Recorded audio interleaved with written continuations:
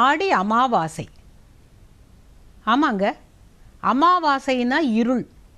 அன்னைக்கு நிலவு துளி கூட இருக்காது. அன்னியிலேருந்து வளர்பிறை, பிரதமை, த்விதியை, திருதியை அப்படின்னு ஒரு நாளாக வளர்பிறை வந்து கடைசியில் பௌர்ணமி வரும். இது ஒரு மாதமும் நடக்கிறது தான் இல்லைங்களா?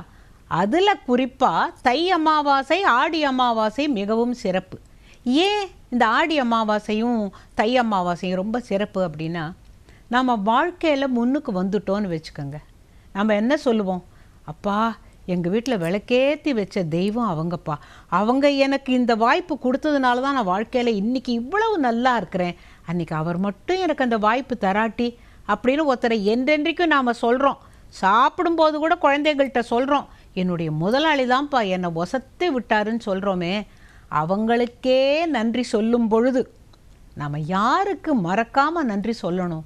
நம்மளுடைய முன்னோர்கள். நாம் இந்த உலகத்துக்கு வருவதற்கு காரணமான நம்முடைய முன்னோர்கள், நம்மளுடைய பெற்றோர்கள், அவர்களுடைய பெற்றோர்கள், இவங்களெல்லாம் நினச்சி நாம் நன்றி சொல்ல வேண்டாமா? அதுக்குத்தான் இந்த அமாவாசை. இந்த தை அமாவாசை, ஆடி அமாவாசையில் சமுத்திர ஸ்நானம் செய்வாங்க. நீர்நிலைகளில் இருந்து பித்ருக்களுக்கு அப்படின்னா முன்னோர்கள் வழிபாடு அப்படி சொன்னாதாங்க புரியும். பித்ருக்களுக்குங்கிறது வேண்டாம், முன்னோர்கள் வழிபாடு.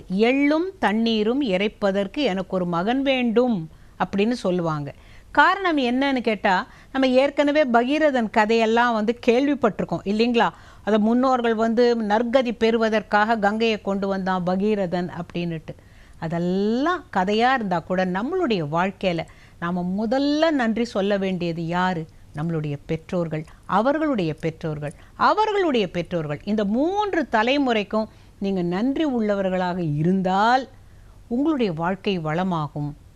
அதுக்காகத்தான் அந்த காலத்துலலாம் வேறு என்ன செய்கிறாங்களோ செய்யலையோ, இந்த அமாவாசை அன்னைக்கு, ஆடி அமாவாசை அன்னைக்கு நீர்நிலைகளில் போய் முன்னோர்களுக்காக அந்த தர்ப்பணம் கொடுப்பதுங்கிறது, அதாவது முன்னோர்கள் வழிபாடு செய்கிறது அப்படிங்கிறது ரொம்ப முக்கியமாக கருதினாங்க. எங்கே இருந்தால் கூட இதை மட்டும் மறக்காமல் செஞ்சாங்க. காரணம், இந்த ஆடி அமாவாசைக்கு அப்படி ஒரு சிறப்பு.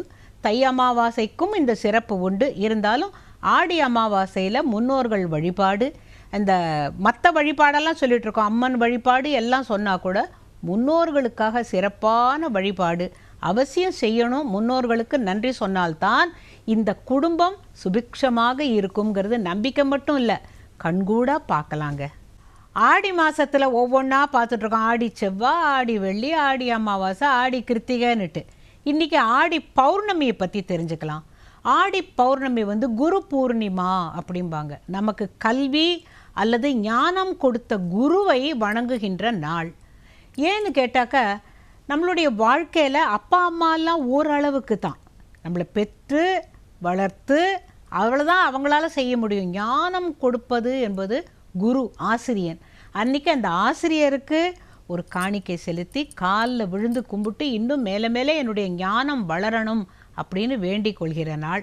அதாவது குருவை அவ்வளோதானே ஹாப்பி டீச்சர்ஸ் டேன்னு சொல்லிட்டு அது அல்ல.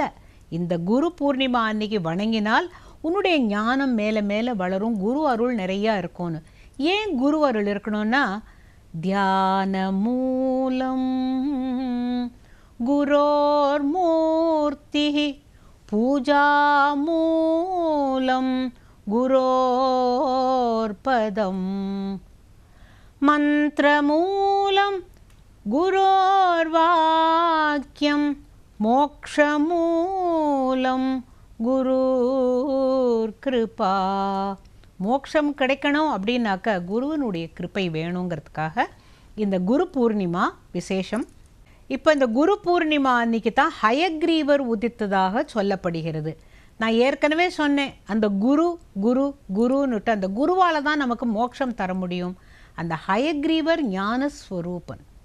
அந்த ஹயக்ரீவருடைய அருள் இருந்தால்தான் உங்கள் குழந்தைகளுக்கெல்லாம் நல்ல படிப்பு வரும்னு சொல்லுவாங்க. ஹயக்ரீவம் உபாஸ்மகேன் அவருடைய ஸ்லோகத்தை தான் சொல்கிறது வழக்கம். அந்த பௌர்ணமி விசேஷம்.